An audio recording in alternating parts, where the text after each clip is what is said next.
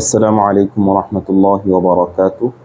الحمد لله وحده والصلاة والسلام على من لا نبي بعد أما بعد فأعوذ بالله من الشيطان الرجيم بسم الله الرحمن الرحيم. বর্তমানে মেয়েরা দুধ বের করে রাস্তায় হাঁটার প্রতিযোগিতায় নেমেছে। কে কত বেশি দুধ বের করে রাস্তায় নামতে পারে। আমি এই কথাটা এইভাবে বলতে বাধ্য হচ্ছি কারণ মানে এটা যে একটা পাপ, এটা যে একটা হারাম কাজ, এটা যে একটা অবৈধ কাজ, ঠিক আছে? এই যে আল্লাহর দেওয়া যে সৌন্দর্য, বুকের দুধ, এই বুকের দুধ যে আল্লাহ ঢাকার জন্য নির্দেশ করেছেন এবং আল্লাহ যে পবিত্র কোরআনে বলেছেন যে হে নারীরা তোমরা তোমাদের সৌন্দর্যকে প্রদর্শন করো না, এটার প্রতি কোনো ভ্রুক্ষেপই নেই বেশিরভাগ মেয়েদের এবং বেশিরভাগ মায়েদের।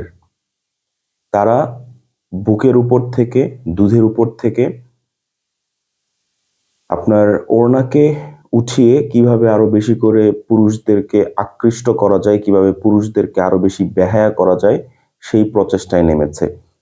কাউকে না কাউকে তো কথা বলতেই হবে অবশ্যই। এই যে দুধ বের করার যে সংস্কৃতি, রাস্তাঘাটে পুরুষদের সামনে দুধ বের করে নারীরা যে হাঁটছে, বুকের দুধ বের করে, বুক বের করে যে হাঁটছে, এটার যে সংস্কৃতি, এই সংস্কৃতি থেকে আমার আপনার উচিত, আমার আপনার প্রথমত মায়েদের, আপনার মাও এই কাজটি করছে, পয়েন্ট টু বি নোটেড। শুনতে খারাপ শোনা গেলেও এটা বলতে বাধ্য হচ্ছি। আপনার মা, আপনার ওয়াইফ, আপনার বোন, তাদেরকে যদি আজকে আপনি লাগাম না টানেন, তাদেরকে যদি আজকে আপনি নসিহাত না করেন, কন্ট্রোল না করেন, এক সময় এই নারীরাই পরকীয়ায় লিপ্ত হবে, এক সময় এই নারীরাই রেপড হবে, ধর্ষণ হবে, ধর্ষিতা হবে, থানায় থানায় ঘুরবে, দাঁড়ে দাঁড়ে ঘুরবে, নেতাদের দরবারে ঘুরবে, সেখানে আরো ভ্রষ্টা নেতারা এদেরকে রেপ করবে, ধর্ষণ করবে। সো কেন আজকে সমাজে 2 দিন পরে পরে অমুক দ্বারা অমুক ধর্ষিত, অমুক দ্বারা অমুক ধর্ষণের শিকার, আপনার এগুলা কেন হচ্ছে বুঝতে পারছেন? প্রধান কারণটা কি?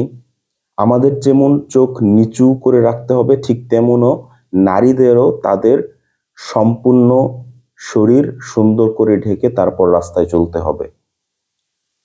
কত বড় সংখ্যক একটা নারী রাস্তায় দুধ বের করে হাঁটে, আর দুধ বা বুক এমন একটা জায়গা পুরুষদের জন্য, যত বড় আল্লাহওয়ালা হোক তাদের চোখ সেখানে যাবেই, তারা এটার দ্বারা আকৃষ্ট হবেই, ঠিক আছে? এটা একদম স্বাভাবিক। আপনি একদম ভুনা গরুর গোশত যদি কোনো মানুষের সামনে এনে রেখে দেন আর সেখান থেকে যদি সুন্দর সুগন্ধি বের হয়, সেই গরুর গোশতটা কে না খাইতে চাবে বলেন তো? গরুর গোশত, বিরিয়ানি এগুলো যদি একদম গরম গরম এনে রেখে দেন, কে না খাইতে চাবে?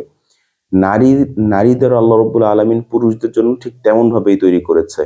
নারীরাও পুরুষদের জন্য অনেক বেশি আকর্ষণীয়, ঠিক আছে? সো বোনেদের উচিত এই বিষয়গুলা আপনার খুব আমলে নিয়ে তারপর চলা, এবং আপনি ফুল পর্দা করেন বা না করেন সেটা একান্ত আপনার ব্যক্তিগত ব্যাপার, আপনার জবাব আপনি আল্লাহর কাছে দিবেন।